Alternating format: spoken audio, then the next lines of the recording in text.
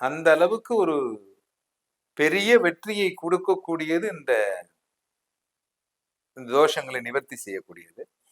வயநாடுக்கு பக்கத்துல ஒரு கோயில் இருக்கு. அந்த கோயில் எனக்கு சரியா ஞாபகம் இல்ல. வயநாடுக்கு பக்கத்துல ஒரு கோயில் இருக்கு. குட்டிபுரத்துக்கு பக்கத்துல நவமுகுந்தன் கோவில் அப்படின்னு சொல்லி பஞ்ச பாண்டவர்கள் அங்க தர்ப்பணம் பண்ணியிருக்காங்க. அதுவும் ரொம்ப முக்கியமான ஸ்தலம். 108 திவ்ய தேசங்கள்ல ஒண்ணு. திருநாவாயா அப்படின்னு பேர் அந்த ஊருக்கு. இது கேரளாவில் இருக்கு. இந்த இடத்துக்கு போனீங்கன்னாலும் அங்க போய் திலஹோமம், இப்ப இங்க பண்ற திலஹோமம் கேரளா டைப்லயும் பண்ணுவாங்க. தமிழ்நாடு டைப்ல பண்ணீங்கன்னா 1,00,000 ரூபாய் வரைக்கும் கூட ஆகலாம். அங்க போனீங்கன்னா ரொம்ப கம்மியாகும். ஆனா அங்க ஒரு டைம் பண்ணா ஒரு 4-5 ட்ரிப்பு போனாங்க. போனாக்க அங்க சரியா போகும். அதே மாதிரி திருவில்லா அப்படின்னு சொல்லி திருவனந்தபுரத்துக்கு பக்கத்துல இருக்கு.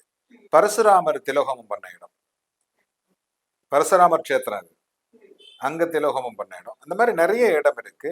அதே மாதிரி கோவாவுக்கு போற வழியில இந்த எனக்கு சரியா ஞாபகம் இல்லை, இந்த விநாயகருடைய கோயில் ஒண்ணு இருக்கும். அந்த இடத்துல ஒரு திலோகமம் பண்ற ஒரு இடம் இருக்கு. இந்த மாதிரி இந்தியாவுல நிறைய இடங்கள்ல காசி, ராமேஸ்வரம், காசி மெயினா பண்ணுவாங்க. காசிலேயே பண்ணுவாங்க. கங்கை, யமுனை இந்த கரை இல்லாம அந்த திலோகமம் பண்ணுவாங்க. நீங்க வந்து இந்த இந்த 16 நாட்கள் சரியாக இருந்து விட்டீர்களே ஆனால் இதையெல்லாம் செய்ய வேண்டிய அவசியம் இல்லை.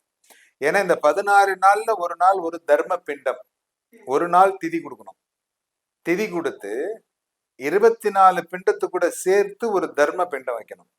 இந்த தர்ம பிண்டம் வைக்கிற பொழுது உங்களுடைய 7 கோத்திரங்கள் யாரு தப்பு செஞ்சிருந்தாலும், அண்ணன் தப்பி தப்பு செஞ்சிருந்தாலும், எங்க யாரு எதை பண்ணியிருந்தாலும் இந்த பிண்டத்தில் அவர்கள் திருப்தி அடைவார்கள்.